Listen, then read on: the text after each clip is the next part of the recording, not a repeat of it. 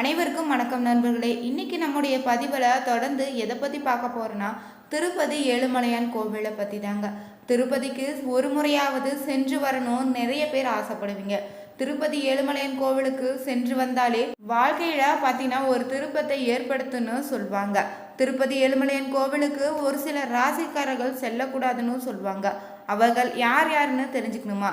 அது மட்டும் இல்லைங்க, திருப்பதி ஏழுமலையானுடைய சிலையில் பல ரகசியங்கள் இன்றுமே மர்மமாக இருக்குது. அது என்னென்னு தெரிஞ்சுக்கணுமா? இந்த வீடியோவை ஸ்கிப் பண்ணாமல் பாருங்கள். இந்த வீடியோ உங்களுக்கு பயனுள்ள தகவல்கள் நிறைந்ததாக இருக்கும். அதனால் மறக்காமல் நம்ம உற்சாக நியூஸ் சேனலுடைய பெல் பட்டனை கிளிக் பண்ணி சேனலை சப்ஸ்கிரைப் பண்ணிக்கோங்க. லைக் பண்ணுங்கள், ஷேர் பண்ணுங்கள், கமெண்ட் பண்ணுங்கள். உங்களுக்கு பார்த்திங்கன்னா ஜோதிட ரீதியான சந்தேகம் இருக்குதா? ஜோதிடத்தில் ஒரு தெளிவான பதிவையும் பரிகாரத்தையும் பெற்றுக்கொள்ள வீடியோவில் டிஸ்கிரிப்ஷனில் கொடுத்துருக்க நம்பருக்கு கால் பண்ணுங்கள். வாங்க வீடியோக்குள்ளே போகலாம். திருப்பதி ஏழுமலையான் கோவில் பார்த்திங்கன்னா நிறைய பேர் இஷ்ட தெய்வமாக வைத்து நீங்கள் வழிபடுவீங்க. திருப்பதி ஏழுமலையான் பார்த்திங்கன்னா பக்தர்களை காப்பதற்காக பூமியில் ஸ்ரீனிவாச பெருமாளாக அவதரித்த தினத்தை நம்ம பாலாஜி ஜெயந்தியாக நம்ம கொண்டாடுறாங்க. திருப்பதி ஏழுமலையான் பற்றிய சில சுவாரஸ்ய பதிவுகளை இனி நம்ம தெரிஞ்சுக்க போகிறோம். திருப்பதி ஏழுமலையானுடைய மூலவருடைய திருமேனி பார்த்திங்கன்னா கிரேனைட்டால் செய்யப்பட்டதாக சொல்லப்படுதுங்க. இது பார்த்திங்கன்னா ஒரே ஒரு கல்லால் செய்யப்பட்டதுன்னு ஏழுமலையானுடைய திருமேனியில் உளிக்கொண்டு செதுக்கிய அடையாளங்கள் எங்குமே காண முடியாதுன்னு சொல்லுவாங்க. ஏழுமலையானுடைய சிலை மட்டும் 8 அடி உயரம் கொண்டதாக இருந்தாலுமே அவருடைய முகத்தை மட்டுமே பக்தர்களால் காண முடியுங்க. மற்றபடி அவரது திருமேனி முழுவதும் பார்த்திங்கன்னா பலவிதமான நகைகள்னு மலர் மாலைகளால் மறைக்கப்பட்டு தான் பார்க்க முடியுங்க. ஏழுமலையான் கோவிலை நீங்கள் சென்று பார்க்கும்போது எப்போதுமே பார்த்திங்கன்னா உயரமான கிரீடம் வைத்து தான் காட்சி தருவார். இந்த கிரீடம் மட்டும் 1000 கிராம் எடை கொண்ட தங்கத்தால் செய்யப்பட்டதாக சொல்லப்படுதுங்க. இந்த தங்க கிரீடம் பார்த்திங்கன்னா வைரம், ரூபி, எமரல்ட் போன்ற விலை உயர்ந்த கற்களில் பதிக்கப்பட்டதாக சொல்லப்படுது. ஏழுமலையானுக்கு அணிவிக்கப்படுகின்ற கிரீடம் ஒவ்வொரு வாரமும் மாற்றப்படணும். இந்த வழக்கம் பார்த்திங்கன்னா பல நூற்றாண்டுகளாக திருப்பதியில் கடைபிடிக்கப்பட்டு வருவதாக சொல்லப்படுதுங்க. திருப்பதி ஏழுமலையானை பார்த்திங்கன்னா தரிசிக்க 7 மலைகளை கடந்து செல்ல வேண்டுங்க. இந்த 7 மலைகளுமே மனிதர்களுடைய உடலில் உள்ள 7 சக்கரங்களை குறிப்பதாக சொல்லப்படுதுங்க.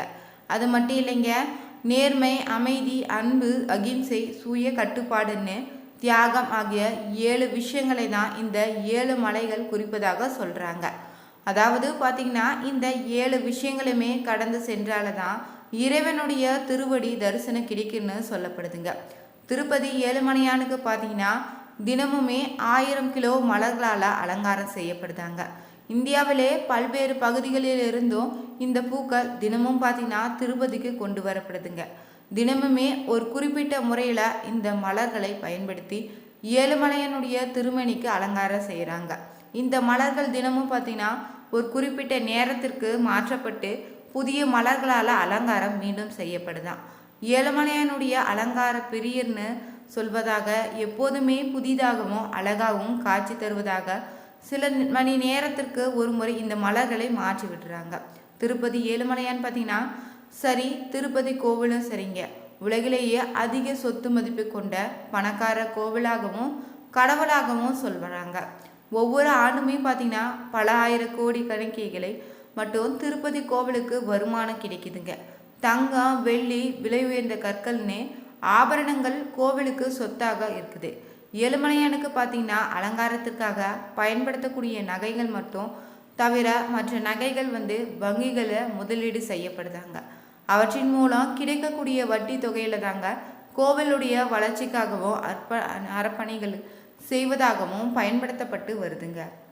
திருப்பதி ஆலயத்திலிருந்து நீங்கள் பார்த்தீங்கன்னா 1 கிலோமீட்டர் தொலைவில் சீலதோரணன அபூர்வ பாறைகள் இருக்குது. உலகத்திலே பார்த்திங்கன்னா இந்த பாறைகள் இங்கு மட்டும்தான் இருப்பதாக சொல்லப்படுது. இந்த பாறைகளினுடைய வயது மட்டும் 250 கோடி வருடம்னு சொல்கிறாங்க. ஏழுமலையானுடைய திருமணியும் இந்த பாறைகளை ஒரு விதமாக காணப்படுதுங்க. எந்த கருங்கல் சிலையானாலும் பார்த்திங்கன்னா எங்காவது ஒரு இடத்துல சிற்பியினுடைய உளிப்பட்டு இருக்கோ இடம் நமக்கு தெரியும். உலோக சிலையானாலும் பார்த்திங்கன்னா உலோகத்தை உருக்கி வார்த்த இடமும் நமக்கு தெரியுங்க. ஏழுமலையானுடைய திருவுருவச் சிலையில அப்படி எதுவும் நீங்க அடையாளம் தெரியலையா? எந்த கருங்கல் சிலையை எடுத்துக்கொண்டாலும் அது சுரசுரப்பாக தான் இருக்கும்.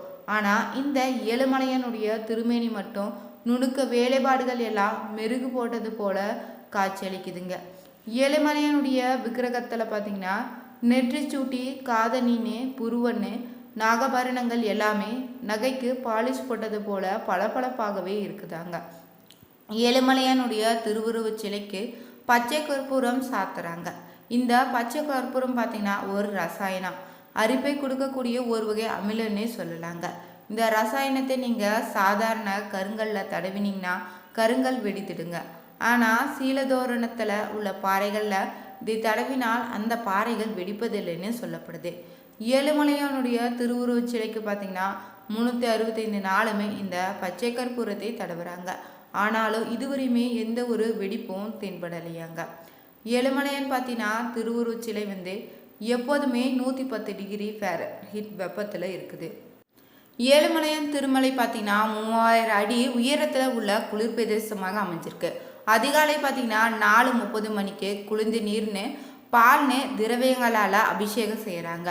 ஆனால் அபிஷேகம் முடிந்தவுடனே ஏழுமலையானுக்கு வேர்க்க ஆரம்பிக்குதுங்க. பீதாம்பரத்தால் வேர்வையை ஊற்றி எடுக்கிறாங்க. வியாழக்கிழமையில அபிஷேகத்திற்கு முன்னதாக பார்த்தீங்கன்னா நகைகளை கலற்றும் போது ஆபரணங்கள் எல்லாமே சூடாக கொதிக்குதாங்க. திருப்பதி ஆலயம் பார்த்தீங்கன்னா அதன் வழிபாடோ முண்டியல் வசூல்னு பூஜை முறைன்னு சரித்த சம்பவங்கள் அனைத்துமே அதிசய நிகழ்வுகளாக இன்றுமே பார்க்கப்படுதுங்க. திருப்பதி திருக்கோயிலில் பார்த்தீங்கன்னா சமையல் கட்டு மிகவும் பெரியதாக அமைச்சிருக்காங்க. பொங்கல், தயிர் சாதம்னு, புளி சாதம், சிற்றாண்மை, வடை, முறுக்கு, ஜிலேபி, அதிரசம், போலி, ஆப்பன்னு, மௌகாரா, லட்டு, பாயாசம், தோசை, ரவா கேசரி, பாதம் கேசரி, முந்திரி பருப்பு கேசரின்னு தினமும் பெரிய அளவில் தயார் செய்யப்படுதுங்க. ஏழுமலையானுக்கு பார்த்தீங்கன்னா தினமுமே ஒரு புதிய மண் சட்டி வாங்குறாங்களா. இதில் தயிர் சாதம் தவிர வேறு எந்த நைவேத்தியமே கோவிலில் கற்பகிரகத்திற்கு குலசேகரப்படியே தாண்டாதான். வைரம், வைடூரியன்னு தங்க பாத்திரங்கள் எதுவுமே குலசேகரப்பட்டியை தாண்டி செல்லாதுங்க. ஆண்டவனுக்கு நெய்வேத்தியம் செய்யப்பட எச்சில் மண் சட்டியுமே தயிர் சாதமும் பார்த்தீங்கன்னா ஒரு பக்தனுக்கு கிடைக்க பெற்றுச்சுன்னா அது மிகப்பெரிய பாக்கியன்னு சொல்லப்படுதுங்க. ஏழுமலையானுடைய 21 மூல நீளமும் 6 கிலோ எடையும் கொண்ட புடவை பட்டு பீதாம்பரமாக இருக்குது. இதை ஆடையே கடையில் வாங்க முடியாதுங்க. திருப்பதி தேவஸ்தான அலுவலகத்தில் பார்த்தீங்கன்னா 12,500 ரூபாய் செலுத்தணும். வாரத்தில் ஒரு முறை மட்டும் வெள்ளிக்கிழமையில மட்டும்தான் வஸ்திரம் சாத்துவாங்களா. இது மேலே சாத்து வஸ்திரம் பார்த்தீங்கன்னா பணம் செலுத்திய பிறகு வஸ்திரம் சாத்துவதற்கு நீங்கள் 3 வருடங்கள் காத்திருக்க வேண்டுங்க. உள்சாத்து வஸ்திரம் பார்த்தீங்கன்னா ஒரு செட் 20,000 ரூபாய் கட்டணமாக பெறப்படுது. ஒவ்வொரு வெள்ளிக்கிழமையும் பார்த்தீங்கன்னா 15 வஸ்திரங்கள் சாத்துவதற்காக சமர்ப்பிக்கிறாங்க. பணம் செலுத்திய பிறகு வஸ்திரம் சாத்துவதற்கு 10 வருடங்கள் காத்திருக்க வேண்டும்னு சொல்கிறாங்க.